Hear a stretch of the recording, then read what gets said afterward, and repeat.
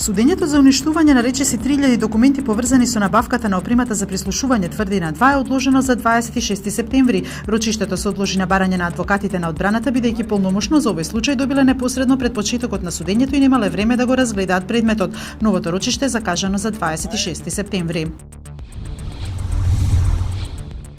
Собраниската седница на која денеска требаше да се расправа за разрешувањето на државниот јавен обвинител Марко Зврлевски е одложена за 5 јули. Во предлогот објавен на веб страницата на Собранието стои дека се бара разрешување на Зврлевски поради незаконито, ненавремено и недоволно стручно извршување на функцијата.